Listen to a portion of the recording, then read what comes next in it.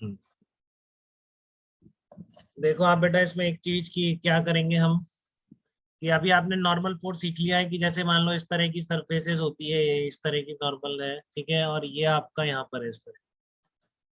ये आपकी contact surface है, ठीक है। तो आपको दोनों सरफेसेस क्लियर है, ब्लॉक की भी सरफेस है, ये भी सरफेस है, तो आपने बोल दिया कि सरफेस के परपेंडिकुलर सिस्टम को पुश करना है। और अगर आपने एम को सिस्टम लिया तो सरफेस के इस यहाँ पे जाके हैंड को रख के वर्टिकली अपवर्ड डायरेक्शन में आप धक्का मार देंगे, मतलब पुश कर देंगे, तो अपने आप डायरेक्शन क्या आ रही है, वर्टिकली अपवर्ड, तो आपने एन इधर बना। ठीक है, ये काफी क्लियर है आपको। ऐसे इंक्लाइन प्लेन पर भी कोई दिक्कत नहीं है आपको, मान लो इंक्लाइन प्लेन पर है, ठीक है, आपका इस तरह से ब्लॉक है यहाँ पे, अबे आ रहा है जा रहा है उससे कोई मतलब नहीं, हमें जस्ट हमको नॉर्मल रिएक्शन फोर्स की डायरेक्शन देखनी। तो एम मास यहाँ पर है, तो आप क्या करेंगे, कांटेक्ट सरफेस पर जाके इसको ऊपर धक्का मारें, ठीक है ना, कांटेक्ट सरफेस पे जाके आप इसको ऊपर पुश कर दो, ठीक है। तो ये आपकी क्या आएगी, नॉर्मल रिएक्शन, क्योंकि सरफेस क्लियर है, आपने वहां पर हैंड रखा अपना इस जगह पर और कुछ सिस्टम को धक्का मार, धक्का कैसे मारेंगे, ऊपर की, तो ये आपके यहाँ पे नॉर्मल रिएक्शन फोर्स की डायरेक्शन मिल रही है इस ब्लॉक, ठीक है। बट कई बार ऐसा होता है कि आपको क्या होता है कि सरफेसेस, कांटेक्ट सरफेसेस दोनों ऑब्जेक्ट की क्लियर नहीं होती, किसी एक ऑब्जेक्ट की क्लियर होती है। फॉर एग्जांपल ऐसे क्वेश्चन हम बहुत करने वाले हैं, रोटेशन, ठीक है, अभी नहीं कर सकते क्योंकि इसमें रोटेशन के फंडे लगते हैं, आपको इसमें टॉर्क बैलेंस भी करना पड़ता है, ठीक है। तो वहां पे लेंगे, बट वहां पर फिर आपको कोई डाउट ना आ जाए कि आपने यहाँ पे नहीं पढ़ा, तो वहां पे आपको डाउट आ जाए, फिर ये लगेगा कि पहले लेक्चर में डाउट आ गया, ठीक है ना, हम टॉर्क रोटेशन तक पहुंच गए और अभी हमको नॉर्मल रिएक्शन का फंडा क्लियर। तो ऐसा नहीं है, उसके लिए मैं आपको बता रहा हूँ बेटा कि जब भी ये पॉइंट कांटेक्ट है ना आपका, पॉइंट कांटेक्ट मतलब देख रहे हो यहाँ पर, इसका तो एक पॉइंट कांटेक्ट, तो इसकी सरफेस ही क्लियर नहीं, कौन सी लोगे, ये लोगे या इसके परपेंडिकुलर लोगे, ये क्लियरिटी नहीं है, ठीक है। बट आपको दूसरी सरफेस तो क्लियर है, जिसको मैं क्या बोलता हूँ, एक्सटेंडेड सरफेस बोलता हूँ, ठीक है, मैं क्या बोलूंगा इसको, एक्सटेंडेड सरफेस बोलूंगा, ठीक है। तो ऐसा भी आता है, देखो हम रोटेशन में ये और आएगा इस तरह का, ऐसा नहीं कि ऐसा आ जाए, ऐसे भी रॉड रखी जा सकती, ठीक है ना, ऐसे भी रॉड रखी जा सकती, इस तरीके से भी रॉड रखी जाएगी आपकी, बिल्कुल रखी जाएगी,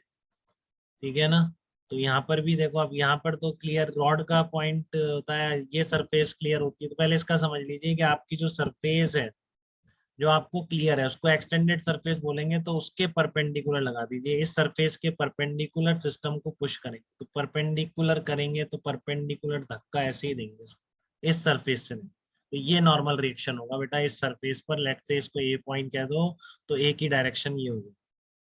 ठीक है ना। ऐसे बी पॉइंट पर क्या होगा, आप कांटेक्ट सरफेस पे जाके सिस्टम को धक्का मारेंगे, ठीक है, तो धक्का किधर मारेंगे, आप कांटेक्ट सरफेस पे गए और पुश करा, तो आपके पास ये एनपी की डायरेक्शन,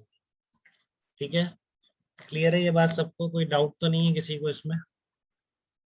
तो एक्सटेंडेड सरफेस की वजह से डिसाइड कर लीजिए, इस तरह का जब पॉइंट कांटेक्ट है, जैसे यहाँ पर है तो यहाँ पर ये एक्सटेंडेड सरफेस है, ऊपर लगेगा, ठीक है। अब यहाँ पर रॉड की सरफेस क्लियर है, बट इसकी क्लियर नहीं है, इसका पॉइंट कांटेक्ट, तो क्या हुआ, रॉड की सरफेस के परपेंडिकुलर लगा दीजिए, कांटेक्ट सरफेस जाके रॉड को सिस्टम ले रहे हैं, तो रॉड को धक्का मार दें, ठीक है ना, उसकी सरफेस के परपेंडिकुलर। तो ये बिल्कुल फैक्ट है, इसमें आपको कोई दिक्कत नहीं है, आप बस ध्यान रखेंगे दोनों सरफेसेस नहीं दिख रही है, बट एक क्लियर है, तो उससे आप लगा दीजिए नॉर्मल फोर्स, ठीक है। बट कई बार ऐसा होता है आपके केस में कि आपको दोनों ही सरफेसेस क्लियर नहीं, जैसे मान लो इस तरह का केस आ गया आपका, तो यहाँ तो बिल्कुल क्लियरिटी नहीं है कि कॉन्टेक्ट सरफेस कौन सी,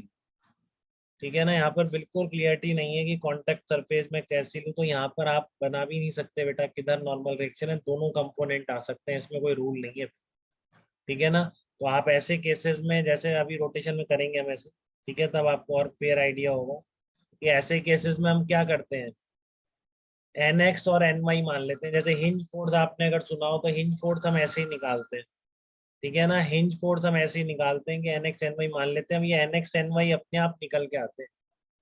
ठीक है ना, एन एक्स एन वाई अपने आप निकल के आएंगे, बाकी फोर्स से जो सब बैलेंस करेंगे। बट यहाँ पे आपको क्लियरिटी नहीं है बेटा, आप डायरेक्ट नहीं मान लेंगे रैंडम कि एन एक्स इधर है या नॉर्मल रिएक्शन की एक पर्टिकुलर डायरेक्शन, आप कंपोनेंट पे मानते हैं, ठीक है। क्लियर है, तो इस तरह से आप ध्यान रखेंगे, इसमें कोई गलती ना कर दे, ठीक है। अभी नेक्स्ट प्रॉब्लम में हम ये यूज भी करने वाले हैं इस तरह की चीज, तो ये आपके नॉर्मल रिएक्शन की बातें हैं सारी, ठीक है। इंक्लाइन प्लेन का ध्यान रखिए, पॉइंट कांटेक्ट का ध्यान रखिए, और इस तरह का नहीं तो समझ में आ रहा तो फिर एन एक्स एन वाई मानिए, वो कोई पर्टिकुलर डायरेक्शन सरफेस ही समझ नहीं आ रही। ठीक है, क्लियर है? चलिए।